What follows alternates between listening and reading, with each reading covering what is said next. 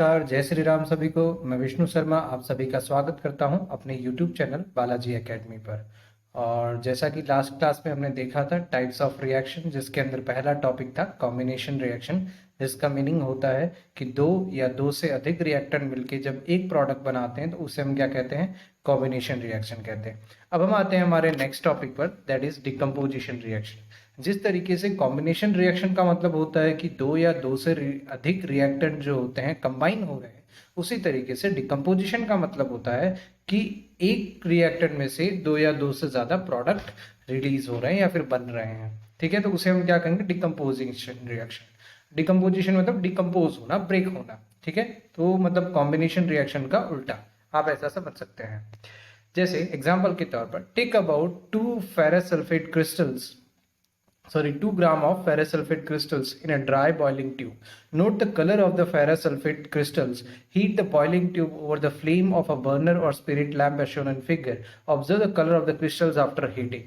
अब यहाँ पर क्या दिया है कि फेरस सल्फेट के FeSO4, फेरस सल्फेट मतलब क्या होता है, FeSO4, उसके आपको क्रिस्टल लेने। क्रिस्टल का मतलब क्या होता है, जैसे चीनी के दाने होते हैं ना, छोटे छोटे दाने होते हैं, उसको हम क्रिस्टल कहते हैं। उसी तरीके से फेरस सल्फेट के जो क्रिस्टल्स होते हैं उनको हम कहेंगे फेरस सल्फेट क्रिस्टल्स। उनको एक बर्नर में लेना है, सॉरी एक उसमें लेना है, टेस्ट ट्यूब में लेना है, लेकर उसको फिर गर्म करना है और देखना है क्या चेंजेस आते हैं।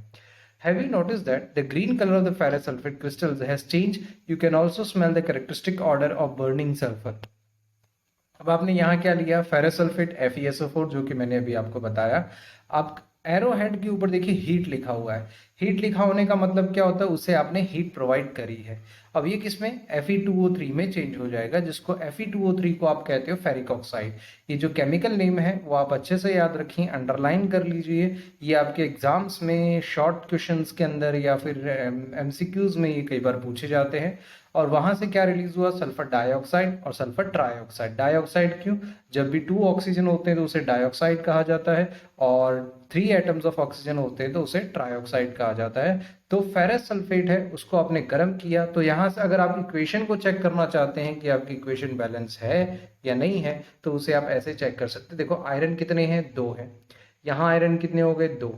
ऑक्सीजन सल्फर यहाँ कितने हैं, अब यहाँ सल्फर एक ही दिख रहा है। सल्फर आपको कितना दिख रहा है, एक ही दिख रहा है। ध्यान से देखो, सल्फर एक ही दिख रहा है, लेकिन यहाँ पर आगे सबके आगे 2 है, यानी सल्फर भी कितने हो गए, 2। तो यहाँ देखो सल्फर एक यहाँ हो गया, एक यहाँ हो गया, तो सल्फर कितने हो गए, 2। ऑक्सीजन 4 यहाँ पर है, 2 आगे लगा हुआ है, यानी टोटल 8 हो गए। यहाँ ऑक्सीजन 3, यहाँ ऑक्सीजन 2, 3 2 5, और यहाँ 3 5 3 8। तो इस तरीके से आपकी इक्वेशन जो है बैलेंस्ड है। ठीक है, तो जब आपने फेरस सल्फेट को हीट प्रोवाइड किया तो फेरिक ऑक्साइड में कन्वर्ट हो गया, और उसके बाद सल्फर डाइऑक्साइड और सल्फर ट्राइऑक्साइड, तो ये 2 चीजें और यहाँ से रिलीज हो रही हैं। तो आप ध्यान से देखें तो रिएक्टेंट साइड एक ही एलिमेंट है, कंपाउंड है, और यहाँ पर देखो 3 कंपाउंड आपके बन रहे हैं। तो यही जो कॉम्बिनेशन रिएक्शन था उसका जस्ट अपोजिट होता है डिकम्पोजिशन रिएक्शन। कॉम्बिनेशन रिएक्शन में हमने क्या देखा था, 2 या 2 से ज्यादा एलिमेंट या कंपाउंड मिलकर क्या बनाते हैं, एक प्रोडक्ट बनाते हैं। और यहाँ पर क्या हो रहा है, एक आपका एलिमेंट या प्रोडक्ट है, और सॉरी एक एलिमेंट या कंपाउंड है जो कि ब्रेक होकर क्या बन रहा है, 2 या 2 से ज्यादा प्रोडक्ट बन रहे हैं, तो उसे हम क्या कहेंगे, डिकम्पोजिशन रिएक्शन कहेंगे। तो ये दोनों आपस में एक दूसरे के क्या है, अपोजिट होते हैं। In this reaction you can observe that a single reactant breaks down to give simple products. This is a decomposition reaction. एक सिंगल रिएक्टेंट है, कैसा रिएक्टेंट है, सिंगल रिएक्टेंट है, जो कि ब्रेक डाउन हो रहा है किस में, सिंपलर प्रोडक्ट्स में ब्रेक डाउन हो रहा है। ठीक है, और इसे हम क्या कहते हैं, डिकम्पोजिशन रिएक्शन कहते हैं। Ferrous sulfate crystals FeSO4 7H2O lose water when heated, and the color of the crystal changes. It then decomposes to ferric oxide Fe2O3, sulfur dioxide, and sulfur trioxide. Ferric oxide is solid while SO2 and SO3 are gases. Ferric oxide जो होता है कैसा होता है, solid होता है, और SO2 sulphur dioxide और सल्फर ट्राइऑक्साइड ये किस में होते हैं, गैसियस फॉर्म में होते हैं। ये इक्वेशंस आपको बहुत अच्छे से याद रखनी है। इन इक्वेशंस को आपको अगर नहीं याद रहती है तो इसका आपका जो तरीका है वो ये होता है कि आप किसी एक नोटबुक में इसे लिख लें, और रोज एक बार कम से कम इसे जैसे रात को सोने से पहले एक बार इसे जरूर रिवाइज करें। Decomposition of calcium carbonate to calcium oxide and carbon dioxide on heating is an important decomposition reaction used in various industries. Calcium oxide is called lime or quick lime. It has many uses. One is in the manufacture of cement, and when decomposition reaction is carried out by heating, it is called thermal decomposition. ठीक है, अब यहाँ पर देखें क्या है। Calcium carbonate CaCO3, जिसको हम कहते हैं लाइमस्टोन, इसको हीट किया जाए तो क्या बनता है, कैल्शियम ऑक्साइड, जिसको क्विक लाइम भी कहा जाता है। मैंने आपको लास्ट क्लास में क्विक लाइम और स्लीक लाइम क्या होता है और दोनों में क्या फ़र्क होता है वो आपको बताया था। क्विक लाइम मतलब होता है कैल्शियम ऑक्साइड और स्लीक लाइम मतलब होता है कैल्शियम हाइड्रोक्साइड। चूने का जो पत्थर होता है उसे हम क्विक लाइम कहते हैं, उसे पानी में अगर मिला दिया जाए तो वो क्या हो जाता है, स्लीक लाइम हो जाता है, और कार्बन डाइऑक्साइड रिलीज होती है। ठीक है, अब when decomposition reaction is carried out by heating, it is called thermal decomposition. जब भी थर्मल वर्ड आए मतलब वहां टेम्परेचर से रिलेटेड कोई ना कोई बात जरूर होती है। थर्मल वर्ड जब भी आए तो वहां टेम्परेचर से रिलेटेड कुछ ना कुछ बात जरूर होती है, इस चीज का खास ध्यान रखें। थर्मल वर्ड ही होता है टेम्परेचर के लिए। तो कैल्शियम कार्बोनेट को आपने हीट प्रोवाइड करी और उसके बाद उसका डिकम्पोजिशन हुआ, यानी हीट के प्रेजेंस में डिकम्पोजिशन हो रहा हो तो उसे आप क्या कहते हो, थर्मल डिकम्पोजिशन कहते हो। आई होप यहां तक आपको समझ आ गया होगा। नेक्स्ट आगे बढ़ते हैं। Another example of thermal decomposition reaction is given in activity 1.6। Take about 2 gram lead nitrate. Lead nitrate का अगर केमिकल फॉर्मूला आपको याद हो तो मैंने आपको पिछले क्लास में आपको बताया था, PbNO3। ठीक है, powder in a boiling tube. Hold the boiling tube with a pair of tongues and heat it over a flame as shown in figure. What do you observe? Note down the change of if any. ठीक है, आपको क्या करना है, एक test tube के अंदर PbNO3 lead nitrate लेना है और उसको गर्म करना है और देखना है क्या कर। टंग्स मतलब होता है जो चिमटा घर में हम यूज करते हैं, वैसे ही केमिकल लेबोरेटरीज में एक चिमटा यूज किया जाता है टेस्ट ट्यूब को पकड़ने के लिए, उसे हम टंग्स कहते हैं। You will observe the emission of brown fumes. These fumes are of nitrogen oxide. The reaction that take place is, ठीक है, और फ्यूम मतलब धुआं। जब आप इसे जलाओगे तो ये किस तरह के धुएं के साथ जलेगा, ब्राउन फ्यूम्स के साथ ये जलना स्टार्ट हो जाएगा। ठीक है, और ये एक्चुअली होता क्या है, नाइट्रोजनस होता है, नाइट्रोजन ऑक्साइड का बना हुआ होता है। ये जो फ्यूम होता है वो नाइट्रोजनस ऑक्साइड, PbNO3, क्योंकि NO3 है मतलब उसके अंदर नाइट्रोजन ऑक्साइड तो है ही। ठीक है, तो वो जो है रिलीज होता है और वो नाइट्रोजन ऑक्साइड में कन्वर्ट हो जाता है। इसका एग्जाम्पल सॉरी केमिकल इक्वेशन जो आपको यहाँ पर दिया गया है, आप इसे देख सकते हैं एक बार, ये रहा PbNO3, PbNO3 ये दिया हुआ है और इसका ट्वाइस 2 PbNO3। अब यहां पर समझने वाली बात है, देखो ये क्या लिखा है, 2 लिखा, उसके बाद PbNO3 और फिर NO3 के ऊपर ट्वाइस लिखा हुआ है। तो ये जो 2 होगा ये मल्टीप्लाई सिर्फ N के साथ होगा और O के साथ होगा, इस बात का खास ध्यान रखिएगा। ये लीड के साथ मल्टीप्लाई नहीं होगा क्योंकि इसका जो ब्रैकेट है वो सिर्फ NO3 के ऊपर ही है, इस चीज को आप खास ध्यान रखिएगा। ये जो बाहर का 2 आपको दिखाया गया है वो सिर्फ नाइट्रोजन और ऑक्सीजन के साथ ही मल्टीप्लाई होगा। उसका कारण क्या है, क्योंकि ब्रैकेट के बाहर 2 है और ब्रैकेट सिर्फ NO और नाइट्रोजन और ऑक्सीजन के ऊपर ही है, लीड के ऊपर ब्रैकेट नहीं है, इसलिए ये 2 सिर्फ और सिर्फ नाइट्रोजन और ऑक्सीजन के साथ ही मल्टीप्लाई होगा। मतलब यहाँ पर नाइट्रोजन कितने हो जाएंगे, आपके 2 हो जाएंगे। ठीक है, और ऑक्सीजन कितने हो जाएंगे, 6 हो जाएंगे। अब इसको वापस से समझते हैं, ये तो हुई आधी बात। अब इसको और अच्छे समझते हैं, ध्यान से देखिएगा। मैं इसको थोड़ा सा अलग करके लिख लेता हूं। देखो यहां लिखा था हमने 2, एक मिनट, 2 PbNO3 एंड ये ट्वाइस, तो यहां से हो गया 2 Pb, N कितना हो गया, 2N हो गया, O कितना हो गया, 6 हो गया। ये आपको लिखना नहीं है, मैं सिर्फ समझा रहा हूं। ठीक है, ये हो गया। अब देखो यहां से 2, ये 2 तो सबके साथ है ना, यहां जो बाहर आपने 2 लगाया ये तो सबके साथ है, तो Pb आपके कितने हो जाएंगे, 2 हो जाएंगे। Pb कितने हो जाएंगे, 2। नाइट्रोजन ऑलरेडी 2 तो था ही और ये 2 और हो गया तो नाइट्रोजन हो गया कितना, 4। ऑक्सीजन यहाँ पर 6 तो था ही, 2 और हो जाएगा तो ऑक्सीजन कितने हो जाएंगे, 12। तो इस चीज को आपको खास ध्यान रखना है, ये इस तरीके से होता है। ठीक है, वापिस से एक बार समझा रहा हूं, जिनको नहीं समझ में आया ध्यान से देखिएगा एक बार। देखो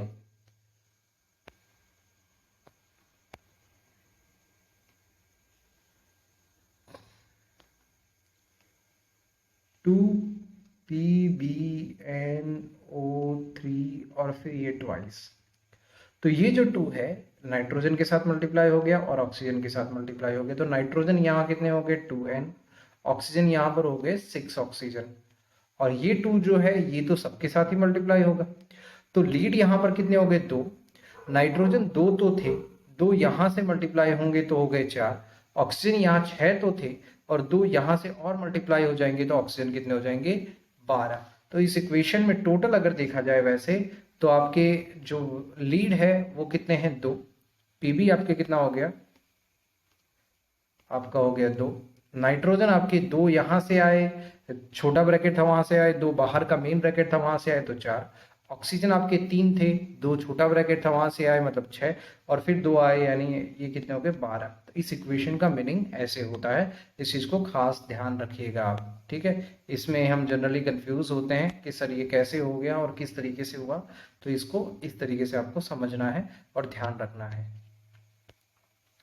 ठीक है। अब इसको चेक कर लो, और ये किस में कन्वर्ट हो गया, लीड ऑक्साइड में कन्वर्ट हो गया, और नाइट्रोजन ऑक्साइड यहाँ से नाइट्रोजन डाइऑक्साइड रिलीज हो रहा है और ऑक्सीजन रिलीज हो रहा है। इक्वेशन को अगर बैलेंस चेक करना है तो आप चेक कर सकते हो, देखो ये आपका यहाँ पर देख लो, लीड आपके यहाँ पर कितने हैं 2 हैं, यहाँ भी 2 हैं लीड, ऑक्सीजन यहाँ पर 2 आ गया और यहाँ ऑक्सीजन कितने थे 12 थे, 2 यहाँ आ गया, 4 दूनी 8 यहाँ हो गया और 2 यहाँ हो गया, 8 2 10 और 2 12।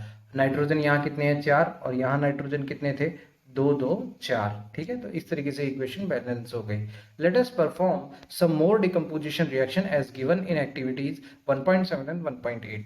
Take a plastic mug, drill 2 holes at its base and fill rubber stoppers in those holes, insert carbon electrodes in these rubber stoppers as shown in figure।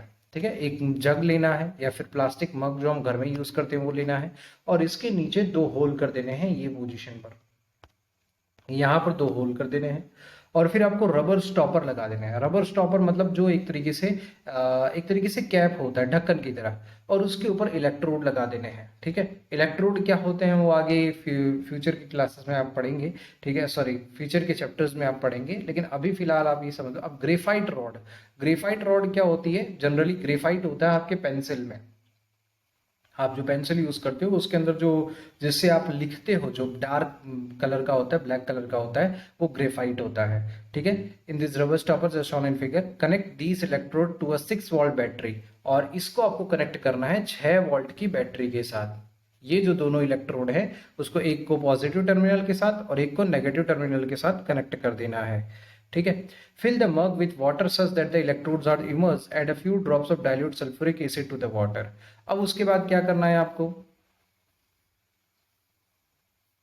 उसके बाद आपको करना है कि यहाँ पानी भर देना है, इस तरीके से पानी भरना है कि ये जो इलेक्ट्रोड है आपके पानी में डूब जाए, ठीक है। और यहाँ ध्यान से देखो कि आपने क्या किया, पहले ये रबर स्टॉपर लगाए, उसके बाद ये इलेक्ट्रोड जो है ग्रेफाइट रॉड है वो लगाई, और उसके बाद आपने उसके ऊपर एक टेस्ट ट्यूब लगा दी, दोनों के ऊपर टेस्ट ट्यूब लगा दी और ऊपर से पानी से भर दिया। उसके बाद आप क्या करोगे, उसके अंदर डाइल्यूट सल्फ्यूरिक एसिड डालोगे। Take 2 test tube filled with water and invert them over the 2 carbon electrodes, ठीक है। पानी से भरी हुई 2 ये लेनी है, टेस्ट ट्यूब लेनी है और उनको इन्वर्ट मतलब उल्टा करके लगा देना है, कहां पर, उन इलेक्ट्रोड्स के ऊपर। Switch on the current and leave the apparatus undisturbed for some time. अब आपको क्या करना है, जो आपका बैटरी है, बैटरी का स्विच जो है वो ऑन कर देना है और इस इलेक्ट्रोड को या फिर इस जो हमने बनाया है इसको अनडिस्टर्ब रहने देना, मतलब डिस्टर्ब नहीं करना, छूना नहीं है। Switch on the current. Okay. You will observe the formation of bubbles at both the electrodes. These bubbles displace water in the test tubes. Is the volume of the gas collected the same in both the test tubes? And once the test tube are filled with the respective gases, remove them carefully. अब क्या कर, जैसे ही आप इसको करोगे तो आप देखोगे यहाँ पर कुछ ना कुछ बबल्स जो हैं वो जनरेट हो रहे हैं। अब ये बबल्स किस चीज के हैं, क्या है, क्यों है, ठीक है। और जैसे ही ये बबल से भर जाए वैसे ही इस टेस्ट ट्यूब को केयरफुली हटाना है, डायरेक्टली टच नहीं करना है, केयरफुली हटाना है और उसके बाद या तो बैटरी को बंद करके हटा लेना है, हटा के उसके बाद बबल्स को हटा देना है। Test these gases one by one by bringing burning candle close to the mouth of the test tube। अब जैसे ये आपने ये टेस्ट ट्यूब है, इसके अंदर ये बबल्स बन गए हैं, इन बबल्स को फिर क्या टेस्ट ट्यूब को बाहर निकालना है, और ये टेस्ट ट्यूब जैसे मान लो कि सपोज करो कि ये आपका टेस्ट ट्यूब है इस तरीके से, और इसके ऊपर फिर बाद में क्या करना है, जो मैचस्टिक वगैरह होती है वो यहाँ पर लाना है और चेक करना है क्या हो रहा है। ठीक है, वो मतलब जल रहा है या फिर एकदम जैसे ब्लास्ट की तरह जल रहा है, किस तरीके से हो रहा है उस चीज़ को आपको देखना है। और बहुत ही केयरफुली इस चीज़ को करना है, इस चीज़ का ध्यान रखें। This step must be performed carefully by the teacher. What happens in each case and which gas is present in each test tube. Activity 1.8. Take about 2 grams silver chloride in a china dish. अब China dish का मतलब क्या होता है, जो आप चाय वगैरह पीते हो ना उसके लिए जो कप रकाबी आती है उसको हम चाइना डिश कहते हैं। चीनी मिट्टी से बनी हुई होती है इसलिए उसे चाइना डिश कहा जाता है। What is its colour? Silver chloride. क्या लेना है? सिल्वर क्लोराइड लेना है। ठीक है, और फिर उसके बाद उसका कलर चेक करना है। Place this china dish in sunlight for some time, observe the colour of this silver chloride after some time. ठीक है, तो इसको क्या करना है आपको, सनलाइट की प्रेजेंस में इसे छोड़ देना है और उसके जो कलर है उसको चेक करना है कि उसके अंदर क्या चेंजेस आए। You will see that white silver chloride turns grey in sunlight. This is due to the decomposition of silver chloride into silver and chlorine by light. ठीक है, आप देखोगे कि जो सिल्वर क्लोराइड पहले जब आपने उसे रखा था जो कि व्हाइट सिल्वर था, व्हाइट कलर का था, वो अब ग्रे हो गया है। और ऐसा किस वजह से हुआ? सनलाइट के प्रेजेंस की वजह से हुआ। जो सिल्वर क्लोराइड था, सिल्वर को हम लिखते हैं Ag, सिल्वर Ag से लिखा जाता है, क्लोरीन Cl से लिखा जाता है, तो ये मिलकर क्या बन जाएगा? Silver chloride. सनलाइट में आपने प्रेजेंट किया तो जो आपका सिल्वर था वो अलग हो गया, क्लोरीन अलग हो गया। ठीक है, और उस पर ग्रेइश कलर का स्पॉट दिखने लगेगा, ग्रेइश कलर उसका हो जाएगा। क्यों? क्योंकि जो सिल्वर है वो अलग हो गया इसलिए।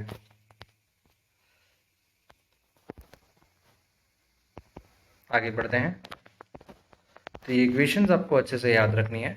Silver bromide also behaves in the same way.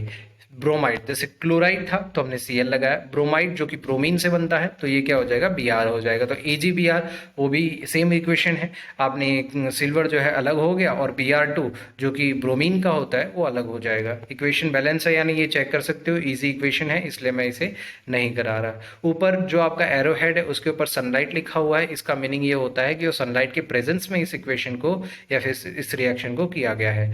The वो reactions are used in black and white photography. ठीक है, अगर आपको पुरानी फोटोग्राफी पता हो तो उसके अंदर ब्लैक एंड व्हाइट फोटोग्राफी, पहले आपका एक पिक्चर बनता था जो एक जिसको हम क्या नेगेटिव कहते थे।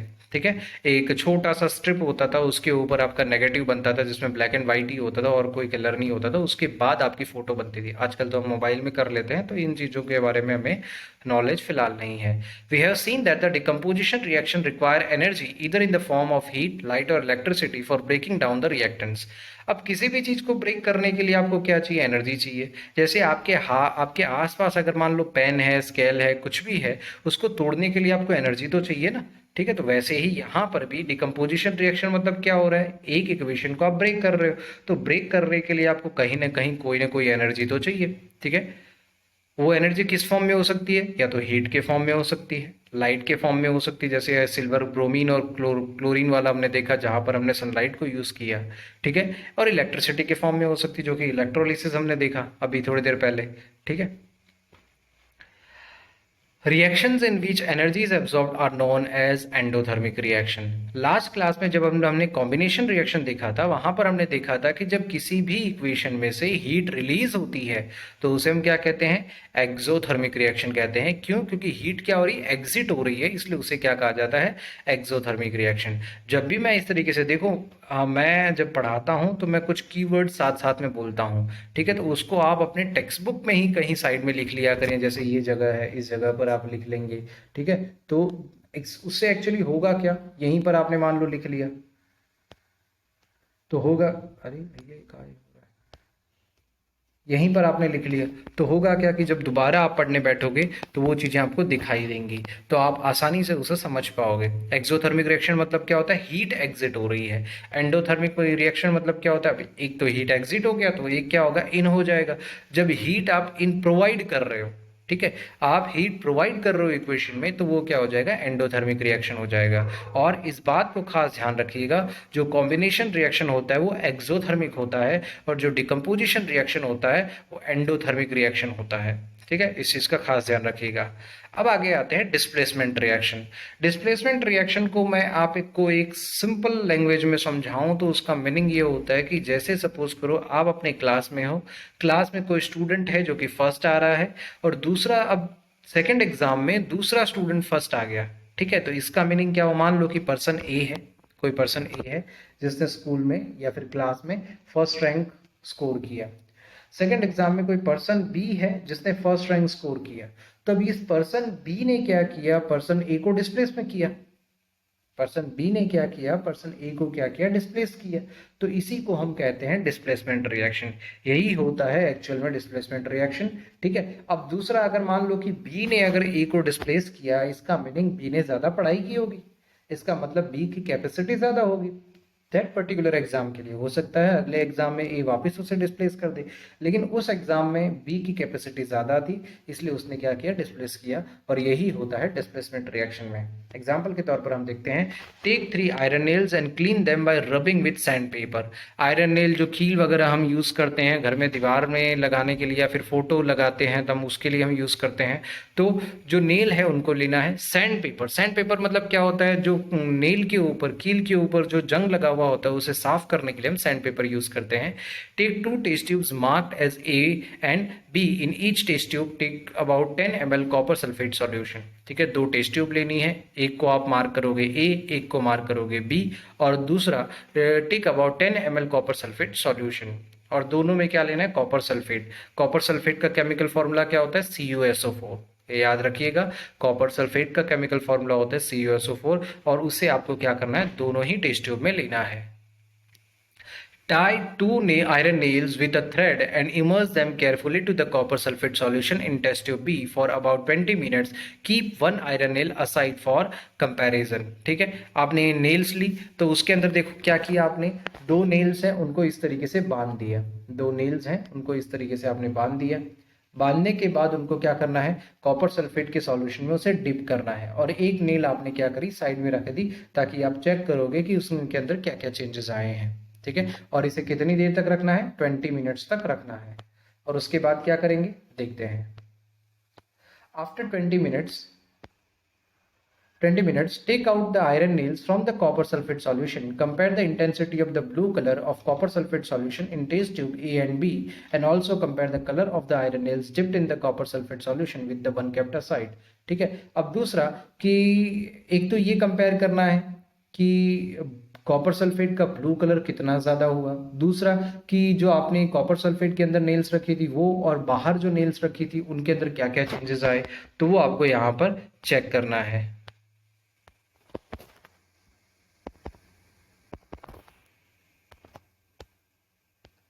देखो,